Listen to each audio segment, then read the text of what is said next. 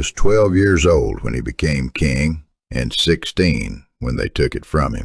His name was Lee Hong-wee, but history would remember him only as Danjong, the short-reigned king, the boy who sat on the throne of Joseon for 3 years before his uncle decided that a child's life was worth less than a crown. On the morning they came to take him, he did not fight. He did not weep in front of them. He folded his hands in his lap the way his father had taught him, and he waited for them to finish. The queen was 19. Her name was Jeong-sun, and she had been married to him for 2 years. When the soldiers came to separate them, she reached for his sleeve without thinking. The soldier between them did not raise his voice. He did not need to. He simply stepped forward, and that was enough. Danjong looked back at her once as they let him out through the palace gate. She was still standing exactly where he had left her, both hands at her sides, watching him go. The journey to Yeongwol took 7 days on foot through mountain passes that were barely roads. He was no longer addressed as Your Majesty. The soldiers called him Nosangun, the name his uncle had given him when he stripped away his title, a name that meant nothing, a name designed to remind him of everything he had lost. He walked without complaint. The people along the road recognized him anyway. They knelt in the mud as he passed and would not rise until he was out of sight. Cheongnyongpo was an island that was not called an island. 3 sides were wrapped by the cold green water of the Suyang River, and the 4th was walled by a cliff too steep to climb. The only way in or out was a small wooden ferry that the guards controlled. When Danjong first stepped onto the land and looked around at the pine trees and the river and the rock face rising behind him, he said nothing for a long time. Then he said, "It is very quiet here." His quarters were a small wooden house with 4 rooms. There was no furniture beyond what was necessary. The first night he sat by the window and listened to the river moving in the dark, and thought about the palace in Hanyang, where his queen was sleeping alone. He tried to remember exactly what she looked like when she laughed, the way her eyes changed shape. He could remember it clearly.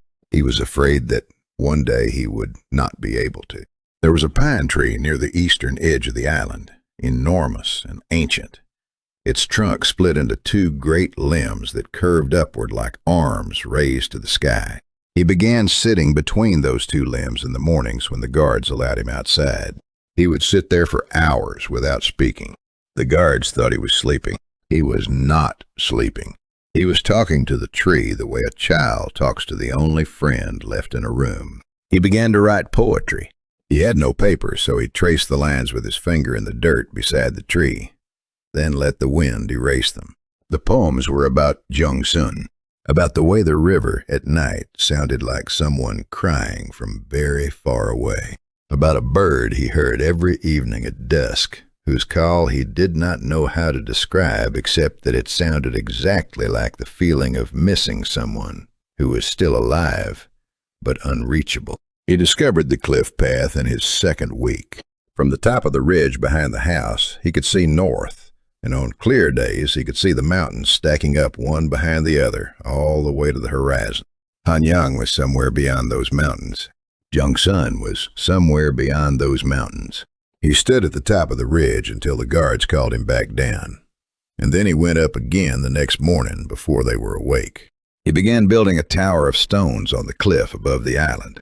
He carried the stones himself, one at a time, choosing each one carefully for its flatness, its weight, the way it would sit against the one below.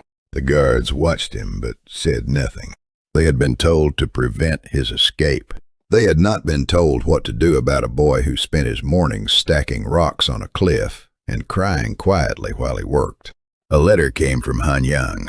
It was not from Jong-sun. His uncle's men had intercepted any correspondence from the queen months ago. It was from an old official he barely remembered, a man named Hyun-do, who had served his father. The letter said only that the writer thought of him every day and that he was not forgotten. It was unsigned.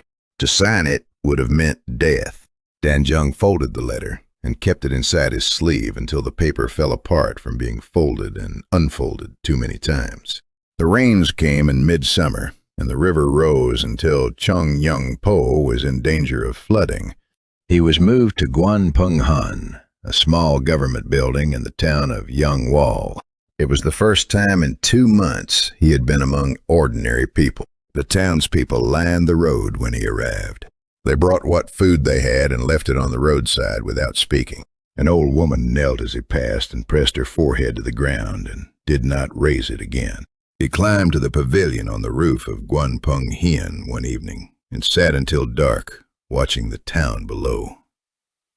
Someone had lit lanterns in the street that night, more than usual, more than a small mountain town needed. He understood after a moment that they had lit them for him, so he could see from the roof that he was not alone. He sat there until the lanterns burned out one by one. He did not go inside until the last one was gone. In October, they came for his uncle, the king's brother who had tried to free him. In November, they came for his father-in-law. Each execution was reported to him without ceremony, as if they were administrative matters of no emotional consequence. He received each report in silence. After the fourth, he asked the guard who brought the news to leave the room and close the door. The guard heard nothing from inside for a very long time. When he opened the door again, Danjong was sitting by the window, looking at the mountains. His face was completely still. The order came on a November morning. He was 16 years old and 4 months into his exile. When they brought him the cup, he held it for a long time without drinking. He asked if he could write a letter. They said no. He asked if someone would tell his queen that he had thought of her every day. There was a long silence. Then one of the soldiers, a young man whose name no one recorded, said quietly that he would make sure she was told. Danjong looked at him for a moment, and then he drank. Yeongwol came that night on foot through the mountains. He was not a young man, and the journey had taken him most of the day. He wrapped the body in his own outer robe and carried it on his back to a hillside outside the town where the earth was soft. He dug with his hands because he had not thought to bring a shovel. He buried the boy and marked the place with a flat stone, and then he sat beside the grave until morning, because he could not think of what else to do. In Hanyang, Jung-sun heard the news 3 days later. She had been living alone in a small house outside the palace walls, forbidden to remarry, forbidden to leave the city, forbidden from almost everything except existing. She received the news the way she had received everything since the day they separated them at the palace gate. She thanked the messenger. She closed the door. She sat down on the floor of the empty room, and she did not get up for a very long time. She lived for 82 years after he died. She never remarried. She spent her mornings outside regardless of the weather, feeding birds the way she had done since she was a child, a habit that Danjong had teased her about once, gently, years ago. The people of Hanyang brought her food anonymously for decades, left it on her doorstep without knocking. It was illegal to show public sympathy for the family of a deposed king. They did it anyway. In Yeongwol, the people did not forget him. They tended the grave in secret for 241 years, through reigns that forbade it, through decades when even speaking his name too loudly could bring trouble. They told the story to their children, who told it to their children. The pine tree where he used to sit was never cut. Travelers who came through the town were told about the boy king who had carried stones up a cliff every morning to build a tower facing Hanyang so his queen could find him. In 1698, 241 years after his death, the King of Joseon officially restored Danjong's title and declared him a true king of the dynasty.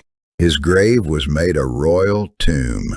The pine tree that had sheltered him was given the name Gwanyeom Song, the tree that saw and heard, because people said it had witnessed his grief and wept alongside him. It still stands today. It is 600 years old. People still go to it and leave offerings and make wishes and walk around it slowly, the way you walk around something sacred. The stone tower he built is still there on the cliff above the river. No one knows exactly how many stones he carried up that path. The tower has been rebuilt many times over the centuries by people who felt they owed him something they could not name. Visitors still add stones to it. They do not always know exactly why. Only that there was once a boy who had nothing left in the world except a view of the mountains his queen was hidden behind, and who spent his last months making something with his hands so she would know which direction to look. Some losses are too large for words, so you build something instead, and you hope that somewhere across every mountain between you, the person you are building it for, can feel the weight of each stone.